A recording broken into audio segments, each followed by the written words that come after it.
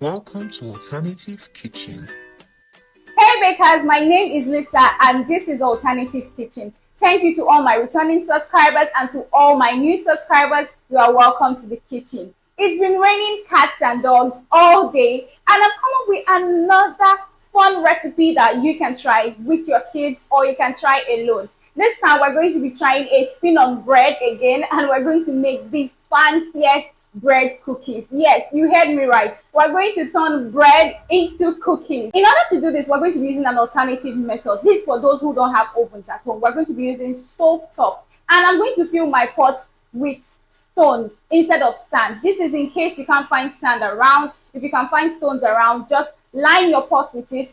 Please do not use salt. I've been seeing some bakers using salt. Salt can bore hole in your pot quickly. So please do not use salt to give height to your pan when you are baking. Instead, use stones or you can use sand. Now, are you ready to try out these fancy bread cookies? So why don't you put on your aprons and let's get baking. Who says you can whip up some bread and turn it into cookies? For this recipe, I'm going to be using homemade condensed milk because I couldn't find some to buy around me, and some dry bread. You just need to dry your bread in your pot. And these are our ingredients. You need 6 tablespoons of all-purpose flour, 3 tablespoons of powdered sugar, a pinch of salt, 4 tablespoons of condensed milk, and 2 slices of dry bread. Into a clean bowl, I'm going to turn in my flour, and next I'll go in with my powdered sugar. And after I've added my powdered sugar, I'm going to add my pinch of salt. Remember, we always mix our dry ingredients in a separate bowl before we add our wet ingredients. So I'm just going to mix this up using a spatula of any type. And I'll mix this up until every single ingredient that was added has been well incorporated.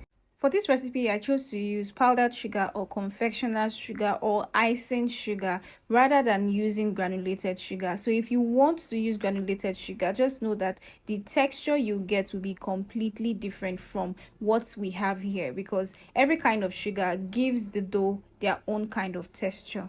And now, using my measuring spoon, I'm going to measure 2 tablespoons of condensed milk and put it into my dry ingredients. I'm putting just 2 tablespoons first because I want to mix it and get the right consistency before adding my bread and adding the remaining condensed milk. So I'm going to mix this up until it is sticky, and I'm going to add 1 more tablespoon into the mix just to give it that sticky dough texture. And once I'm done mixing, I'm going to add in my bread. Now, this is the soft dough texture that you're going to get once you have mixed in your condensed milk. And now I'm going to pieces my bread. See how hard my bread is? That's because I dried it first. And now I'm going to pieces my bread into the bowl, and I'll mix this up together. You can make it smaller chunks to just make the work faster, or you can make it big chunks like this and just keep mixing and keep kneading. And now I'm going to add the final tablespoon of condensed milk, and I'll mix this together.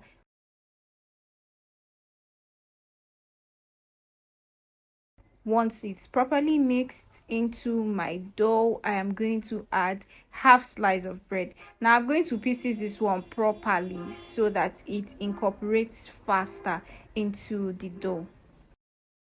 And now I'll keep this other half aside, and I will mix this a bit just for a few minutes, and then out with our board. We are going to knead this cookie dough. On a board, just lightly dust some flour and then put your cookie dough on it and just massage gently, just like this. Massage gently, fold in, fold in, fold in. That's all you need to do. And then just roll this into a log. You roll it into a log. This is such a fun activity because the kids can help you roll it into a log, or you can do it yourself or with your partner, and then you just cut out small pieces, piece by piece, from your dough, and then just roll it in a ball and press it down. That's all you have to do. So the kids can actually join in. It's quite easy and it's very straightforward. You can also choose to roll out the dough using your rolling pin, but for the ease of this recipe, just roll it into a log and then cut. Once that is done, oh, just see how pretty this looks. We'll take this, arrange it properly, and then transfer to our pot of hot stone. It's already preheated, so just put this in and leave to bake for 10 minutes, and voila, you're done. These are the most easy cookies I have ever baked. Just look at that. It holds shape and it didn't rise much because we did not add any rising agent. And on this, I'm going to add my dressing. I'm going to sprinkle some granulated sugar. For this part, you can add any kind of dressing you choose. Look how easy it breaks. This is a hard cookie. It is not a chewy, soft cookie because we did not add our eggs, neither did we add some butter. So that is why we have this texture. And there you have it, guys.